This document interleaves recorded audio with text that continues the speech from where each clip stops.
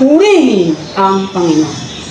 Welcome po sa Ang Katotohanan. Ang ating pong pagninilayan ay ang sinasabi sa Marcos, Kabanata 16, Talata 15. At sinabi niya sa kanila, magsiyaon kayo sa buong sanglibutan at inyong ipangaral ang Ebanghelyo sa lahat ng tao. Ang saklaw po ng pangangaral ng Ebanghelyo ay ang lahat ng pinapal. At ito ay isasagawa sa pamamagitan ng paghayo sa buong sanglibutan. Ito'y gagawin upang lahat ng mga bansa ay maging alagad bilang pagkilala sa kapamahalaan sa langit at sa ibabaw ng lupa na ipinagkaloob sa Panginoong Hesukristo. Sabi sa Mateo, Kabanata 28, Talata 18 hanggang 19.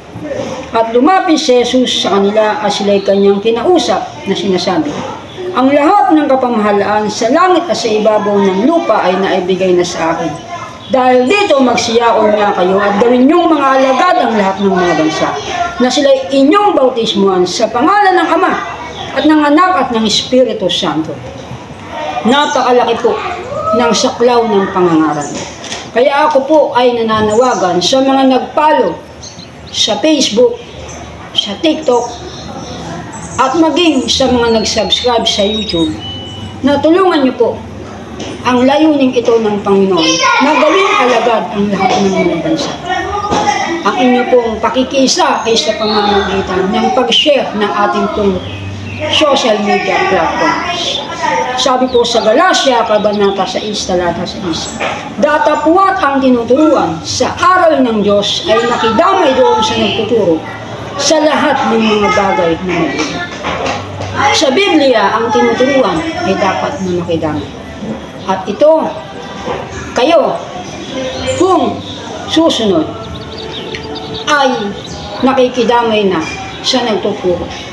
Kaya, umaasa po ako na sa inyong tulong ay maaabot po ang layunin ng Panginoon na maging alagad ang lahat ng mga bansa. Lahat kayo ay dapat makiisa. Maging sarili nyo ay dapat gawin yung alagad ni Kristo. Sapagkat ang tinuturuan ay dapat na makidamay at ang tinuturuan na dapat na makidamay bawat tao. Sa Kolosas, Kabanata 1, Talata 28, na siya naming inihahayag na pinaalalahanan ng bawat tao at tinuturuan ng bawat tao sa buong karunungan upang maiharap namin sakdal kay Kristo ang bawat tao. Ako po si Carlos Hernandez Jr. Ito ang katotohanan. Purihin ang Panginoon.